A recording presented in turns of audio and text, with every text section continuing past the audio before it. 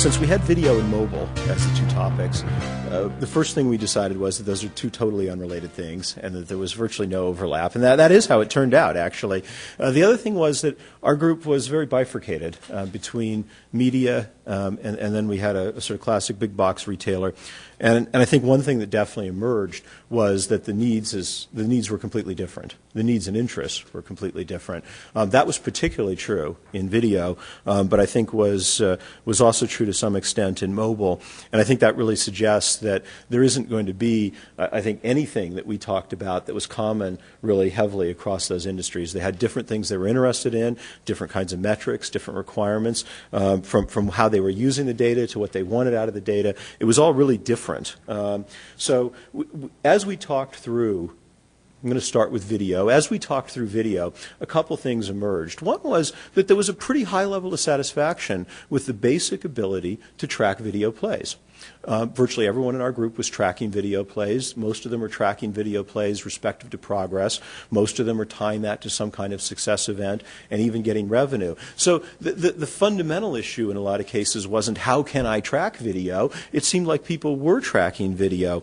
But one of the big issues that emerged was, but it's expensive. And a real issue that emerged in our group was, well, how do you balance cost and measurement?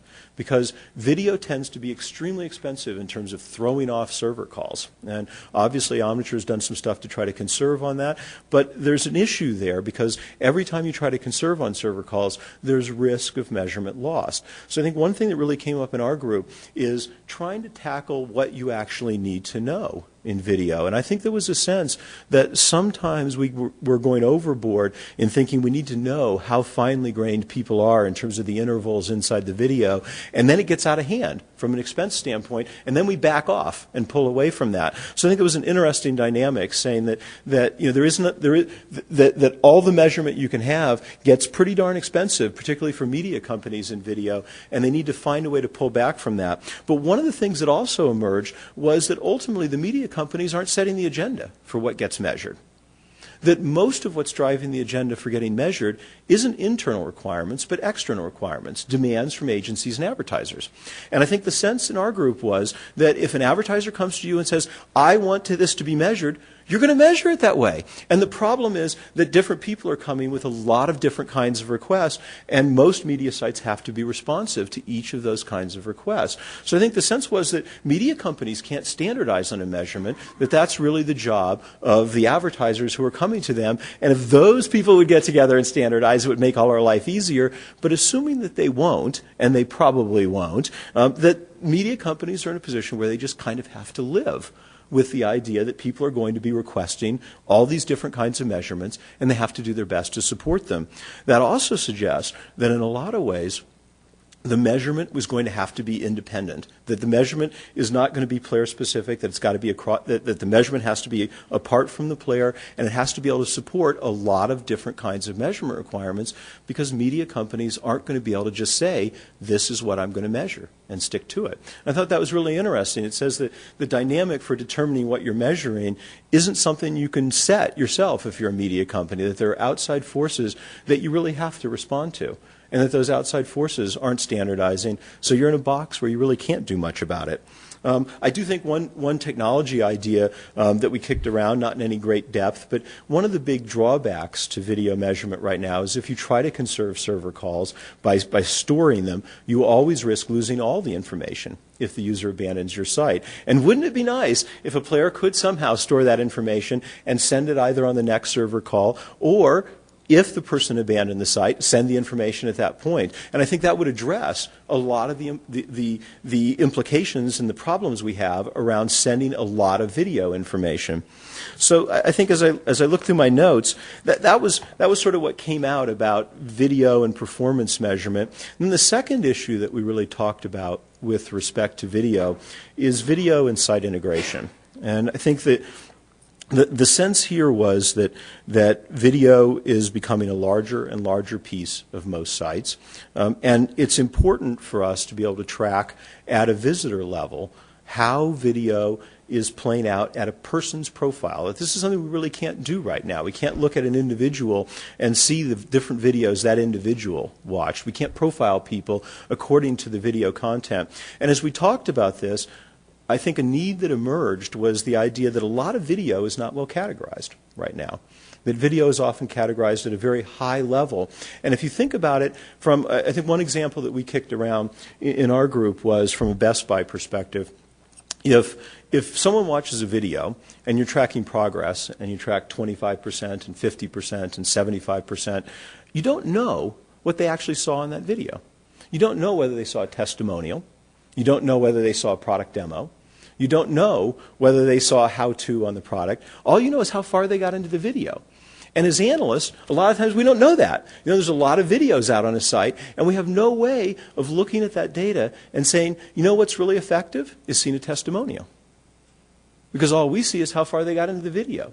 And if the videos are all structured differently, as they often are, then there's no way for us to draw conclusions about what was inside the video and what actually drove to either engagement and return visits on a media site or to product purchases or to leads on another kind of site. So I think our sense was that there might be a potential win in thinking about the categorization of content inside the video. That if you broke down videos into scenes, into 1-minute scenes, or however you're going to do that, and then you could actually track back in terms of the number of seconds someone spent and say, this person viewed the testimonial. Now I can measure how impactful the testimonial is relative to all the other aspects of the video. I think that's a really interesting idea, and I think that would significantly improve our ability to use video tracking when it comes to integrating with the rest of the site. Because one thing I think we've gotten better at in web analytics is thinking about the way content influences decision and categorizing content pretty carefully. Most of the sites that we work with do a pretty good job of that, but video a lot of times falls through, and when it doesn't fall through, the video categorizations have been very high level. So I think one of the ideas that we talked about was driving that categorization down a level so that video is a little finer grained category. Not thinking about the video as having one topic, but potentially having multiple topics that's flowing back into the measurement. A couple other ideas relative to video that we kicked around. One is that a lot of times people are now trying to tie financial numbers directly back to what people are doing on the website. This is not necessarily video specific, but it certainly came up in this context relative to media, and really being able to limit access to financial information. So being able to limit, as users come into the tool, the metrics that they're seeing so that you can customize the view of the data people have so that you can collect financial information inside a tool like Omniture or your web analytics tool, that the people who need it can have access to it, but they can just get those numbers and other people can't get those numbers. And I think we see that in a lot of different ways where there are international restrictions sometimes. You want people from France to be able to see France numbers. You want people from England to see England numbers, but you don't want them to see each other's.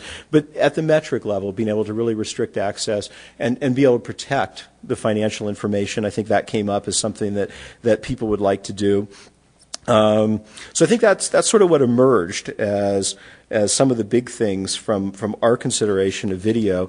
And I think just to summarize on that, I guess my perspective on it was I was surprised that there wasn't more uncertainty around the basic tracking of playing. That seemed better in hand. I'm not sure if that was just our group, because God knows I see clients that still seem to be struggling with that.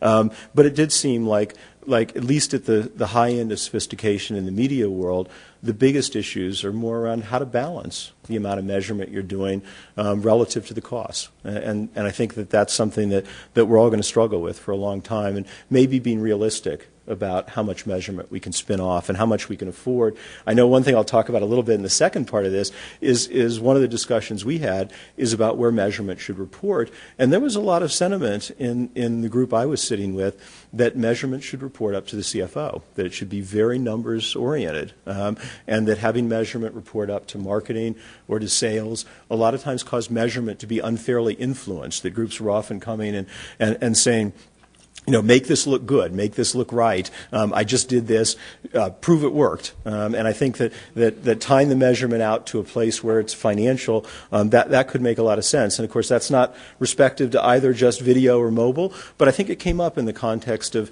if we measure video, a lot of times there was a real demand to say, I want to tie this back to hard revenue dollars. And how do I get away from groups who just want me to prove that something is working? So that's the video side.